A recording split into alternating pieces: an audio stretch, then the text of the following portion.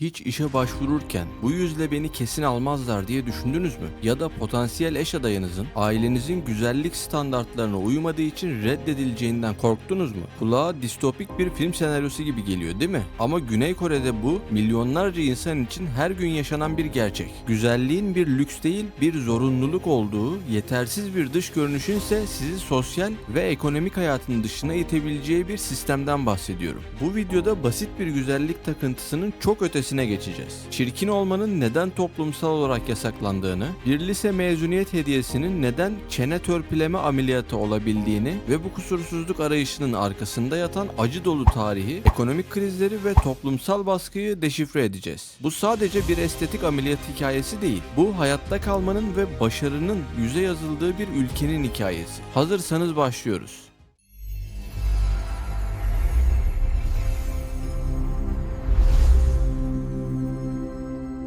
Estetik İmparatorluğu, yüzlerin yeniden yazıldığı yer. Konuya en şok edici yerden yani rakamlardan girelim. Güney Kore yaklaşık 50 milyonluk nüfusuyla kişi başına düşen estetik operasyon sayısında dünya birincisi. Bu bir tesadüf değil. Bu bir endüstri. Bu bir imparatorluk. O meşhur Gangnam semtini düşünün. Metro istasyonundan çıktığınız anda kendinizi devasa bir güzellik vadisinde buluyorsunuz. Devasa binaların tamamı estetik kliniklerine ayrılmış. Panolarda sizi annenizin bile tanıyamayacağı bir güzelliğe kavuşturalım değil, tam tersi. Annenizin bile fark etmeyeceği kadar doğal değişim vaatleri var. Çünkü bu artık saklanan bir şey değil. Bu bir statü göstergesi. Ve menüde her şey var. Standart çift göz kapağı ameliyatı ve burun estetiği artık temel bakım sayılıyor. Asıl olay V-line çene törpüleme, yani yüzü daha ince ve oval göstermek için çene kemiğinin kesilip yeniden şekillendirilmesi ya da elmacık kemiklerini küçültme. Bunlar inanılmaz acı verici ve riskli operasyonlar ama Kore'de daha iyi bir hayat için ödenmesi gereken bir bedel olarak görünüyor. Hatta o kadar yaygın ki insanlar artık yurt dışından medikal turizm için Kore'ye akın ediyor. Burası yüzlerin yeniden yazıldığı bir fabrika gibi. Bölüm 2. Bu çılgınlık nereden geliyor? Peki ama neden? Aklı başında bir toplum nasıl olur da kendini bu kadar acı verici bir standarda hapseder? Cevap tek bir kelimede değil. Ülkenin kanlı ve zorlu geçmişinde saklı. 1. Tarihsel travma ve batılılaşma arzusu. Kore 20. yüzyılda inanılmaz acılar çekti. Japon işgali ardından ülkeyi ikiye bölen yıkıcı bir Kore Savaşı oldu. Ülke kelimenin tam anlamıyla küller içindeydi. Savaştan sonra gelen Amerikan etkisiyle birlikte modernleşme ve gelişmişlik batılılaşmayla eşdeğer görüldü. Daha büyük gözler, daha kalkık bir burun gibi batılı yüz hatları bilinç altında yoksulluktan ve acı dolu geçmişten bir kaçış, kazananlar tarafında olma arzusuna dönüştü.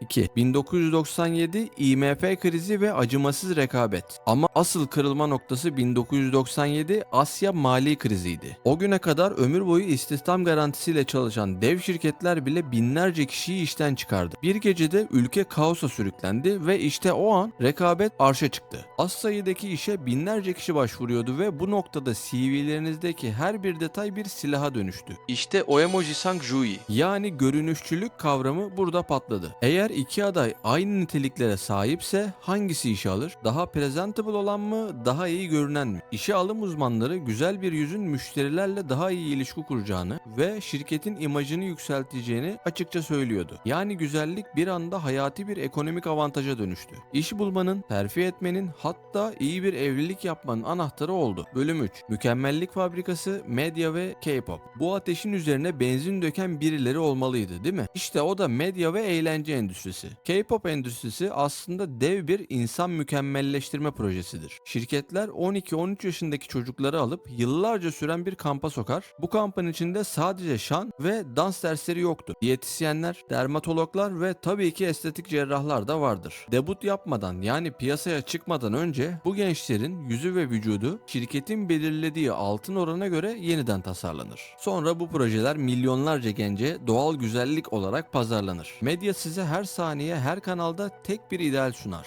Beyaz ten, V şekilli çene, büyük gözler ve incecik bir vücut. Bu bombardıman altında sıradan bir gencin kendi yansımasından nefret etmemesi sizce Sizce mümkün mü? Hatta bir dönem Let Me In adında bir TV programı vardı. Programın formatı neydi biliyor musunuz? Dış görünüşleri yüzünden toplumdan dışlanan, zorbalığa uğrayan insanlar programa başvuruyor. Jüri en acıklı hikayeyi seçiyor ve o kişiyi baştan aşağı estetik operasyona hediye ediliyordu. Programın sonunda o kişi podyumda yürürken ailesi ağlayarak ona sarılıyordu ve mesaj çok netti. Çirkinsen hayatın biter ama estetikle yeniden doğabilirsin. Bölüm 4. Bedel mükemmelliğin karanlık yüzü. Peki bu kusursuzluk arayışının faturası ne? Bu parayla ölçülebilen bir şey değil. 1. Psikolojik yıkım. Kore, OECD ülkeleri arasında en yüksek intihar oranlarından birine sahip. Bunun tek sebebi güzellik baskısı değil. Ama bu ateşi körükleyen en büyük faktörlerden biri. Sürekli kendini başkalarıyla kıyaslama, asla yeterince iyi hissedememe, beden dismorfik bozukluğu ve depresyon gençler arasında inanılmaz yaygın. 2. Ekonomik tutsaklık. Bu operasyonlar ucuz değil. Gençler daha iyi bir iş bulabilmek umuduyla bankalardan estetik kredileri çekiyorlar. Hayatlarına aslında hiç var olmayan bir sorunu çözmek için on binlerce dolarlık bir borçla başlıyorlar. 3. Fiziksel riskler.